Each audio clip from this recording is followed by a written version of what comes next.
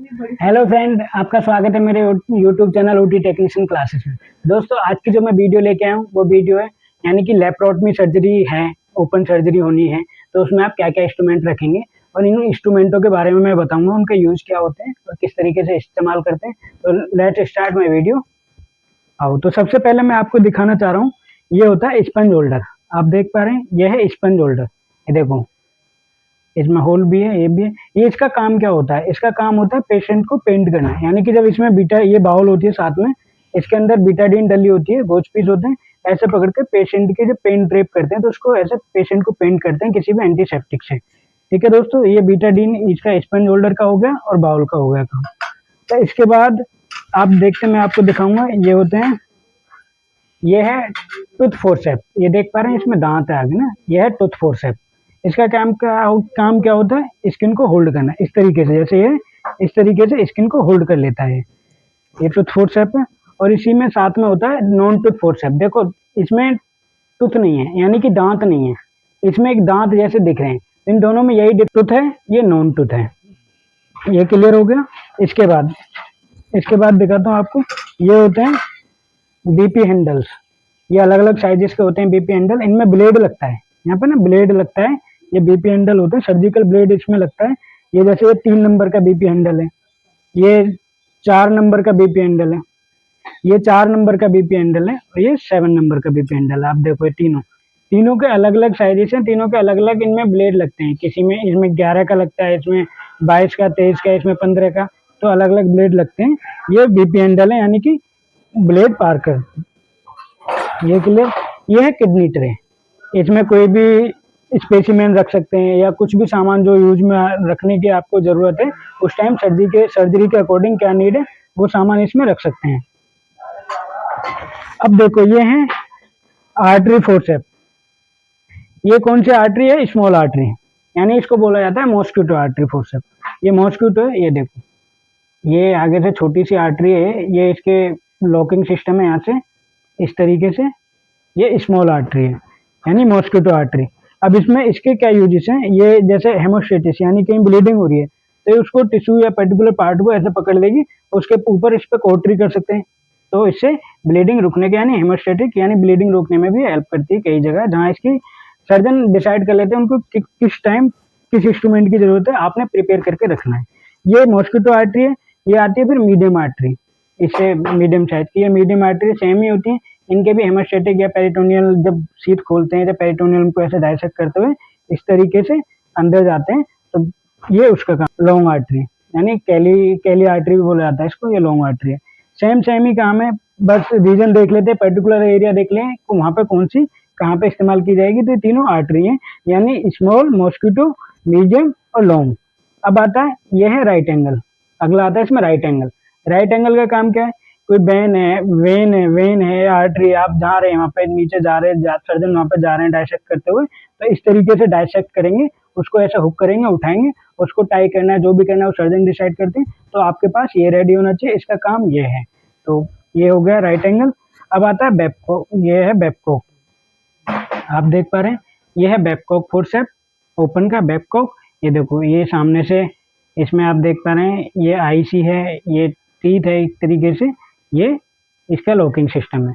ये क्या काम करता है? ये भी कई बार ये टिश्यू को या बड़े कोई है तो उनको रोकने का इस तरीके से काम करे, यानी उसमें हम बोल सकते हैं कि जैसे फेलिपिन ट्यूब्स है या यूट्रस है, उसको भी रोकने में या उसको क्लैंप करने में ये हेल्प करते हैं, इनका ये काम है। और ये है एलिस फोर्सेप। ये एलिस फोर्सेप है, जब इंसिजन दिया जाता है तो सीट को या पेरिटोनियल कैविटी को ऐसे इससे होल्ड किया जाता है, इन दोनों से इस तरीके से होल्ड करते हैं, ऐसे पकड़ के ऐसे होल्ड कर लेते हैं सीट को। तो इनका ये काम है। ये टीथ है इसके ना, एलिस में आगे टीथ है इसके, ये जो आप देख पा रहे हैं, ये टीथ है इस तरीके से। ये एलिस फोर्सेप हो गया, बेबकॉक हो गया। अब ये आता है आपका कॉकर फोर्सेप। ये कॉकर बोल सकते हैं इसे, देखो आगे टीथ है इसमें, या कॉकर बोल सकते हैं या फिर क्लैंप फोर्सेप भी बोल सकते हैं। किसी भी पर्टिकुलर एरिया को क्लैंप करना हो तो इस तरीके से पकड़ के क्लैंप कर लेते हैं। जो भी आगे का प्रोसीजर होता है वो सर्जन डिसाइड कर लेते हैं, तो ये क्लैंप फोर्सेप भी बोल सकते हैं इसको। ये भी 2 साइज जिसमें है, ये लॉन्ग में है, ये मीडियम में है। अब इसके बाद आती है सीजर। सीजर आपकी ट्रॉली पे प्रिपेयर होनी चाहिए।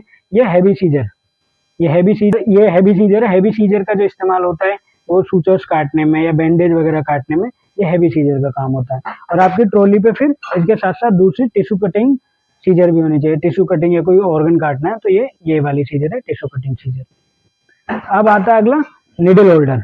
अब निडल होल्डर के तो नाम से आप निडल होल्डर, इसी से आप समझ गए होंगे निडल को होल्ड करना है, सूचरिंग के टाइम पे हेल्प करना, यानी सूचर करवाना। जैसे कि यहाँ पे निडल, यहाँ पे स्टिच सूचर लग जाता है, निडल आगे आ जाती है, इस तरीके से। मतलब ये अकेला हेल्प नहीं करता है, इसके साथ साथ टूथ फोर्सेप या नॉन टूथ फोर्सेप भी लिया जाता है। इस तरीके से सूचरिंग होती है, तो इसका भी होना जरूरी है। ये भी मैंने 2 साइज में रखे हुए हैं, एक ये मीडियम है, ये लॉन्ग है, ये भी सेम ही है, ये लॉन्ग है।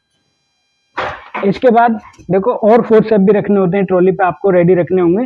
जैसे ये है, जो है ये फोर्सेप है, डिवैकी फोर्सेप। आप देख पा रहे हैं, देखो दोनों में डिफरेंस देखो, देखने में तो दोनों फोर्सेप ही लग रहे हैं। जैसे ये फोर्सेप है, ये नॉन टूथ है, ये डिवैकी फोर्सेप है। डिवैकी की देखो, ये जो आप देख पा रहे हैं ना, ये इसकी बनावट ऐसी है और इनकी बनावट ऐसी है। ये नॉर्मल फोर्सेप है, ये डिवैकी फोर्सेप है, तो इनमें ये डिफरेंस है। ये मैंने दो, ये भी सूचरिंग या कोई अंदर जब वर्क कर रहे होते हैं सर्जरी में, तो उस टाइम इनकी जरूरत पड़ती है।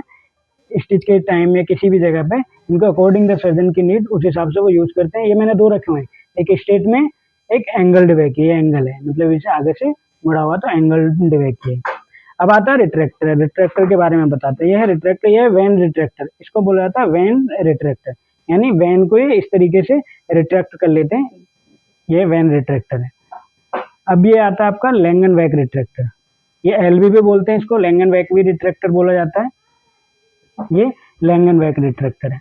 अब ये है जर्नी रिट्रैक्टर, जर्नी रिट्रैक्टर बोला जाता है। ये क्या करता है, ये रिट्रैक्ट करता है, दोनों तरफ से रिट्रैक्ट करता है। इस तरीके से भी एब्डोमिनल वॉल को या किसी भी चीज को ऐसे रिट्रैक्ट कर सकता है, या फिर इसका दूसरा तरीका भी होता है, अगर बड़ा नहीं चाहिए तो आप इधर से भी इसको यूज कर सकते हैं, इस्तेमाल कर सकते हैं, इस तरीके से भी इस्तेमाल कर सकते हैं। ये जनरल रिट्रैक्टर है। अब आता है आपका इसी में डोइंस रिट्रैक्टर। यह है डोइंस रिट्रैक्टर, यानी एब्डोमिनल वाल को जब इंसिजन दे दिया गया है तो वहां से अगर रिट्रैक्ट करना है तो एब्डोमिनल वाल इस तरीके से फंसाएंगे, ऐसे इस तरीके से रिट्रैक्ट कर सकते हैं। यानी कि आप मान लो कि LSAS सर्जरी है या कोई भी और भी सर्जरी है जहाँ पे एब्डोमिनल आ रहा है या साइड में आपको करने रिट्रैक्शन चाहिए, आपको जगह देंगे, तो इस तरीके से आप उसको जगह बना सकते हैं। तो ये डोइंस रिट्रैक्टर है। ये है डिवर्स रिट्रैक्टर, इनका भी काम रिट्रैक्टर ही है, ये डीप ज्यादा होती है इनकी, ये डीवर रिट्रैक्टर है। देखो इनके कम है, इनकी ज्यादा है, तो ये डीवर रिट्रैक्टर है। अब ये है, ये भी डीवर रिट्रैक्टर है, लेकिन ये डीप डीवर रिट्रैक्टर है, जहां तक ये नहीं पहुंचेंगे वहां तक पहुंच सकता है, आप मतलब पूरे नीचे तक भी ले जा सकते हैं इसको, इस तरीके से पूरा रिट्रैक्ट कर लेता है। आप ऐसे पकड़ के भी खड़े हो सकते हैं असिस्टेंट, या किसी भी तरीके से जहां सर्जन को सर्जरी के हिसाब से जरूरत लगेगी वहां पे रिट्रैक्टर का इनका इस्तेमाल कर लेंगे वो। अब ये है दूसरा रिट्रैक्टर, कैली रिट्रैक्टर। ये डीप रिट्रैक्टर है, ये मतलब कोई भी रिट्रैक्शन करना है वहाँ पे तो ये भी रिट्रैक्टर में आते हैं। ये अलग अलग साइज के मैंने रखे हुए हैं, अलग अलग नाम के मैंने रखे हुए हैं, ये इसीलिए कि आपको ये सब रेडी रखने। क्यों रेडी रखने हैं? क्योंकि सर्जरी में किस टाइम किस चीज की जरूरत पड़ जाए तो आपको ये सब रेडी रखने हैं। ये सर्जरी के इंस्ट्रूमेंट यानी ओपन सर्जिकल इंस्ट्रूमेंट हो गए, अपने चाहिए जो भी ये इंस्ट्रूमेंट है ओपन के इंस्ट्रूमेंट, या ये लेप्रोटमी सर्जरी नहीं और भी कोई ओपन सर्जरी होगी तो उसमें भी ये बेसिक इंस्ट्रूमेंट है जो इस्तेमाल में आएंगे ही आएंगे, तो इसलिए आपने रेडी रखने। तो दोस्तों आपको ये मेरी वीडियो आज की कैसी लगी? उम्मीद करता हूँ अगर अच्छी लगी तो प्लीज लाइक करें, शेयर करें और सब्सक्राइब करें चैनल को। Thank you.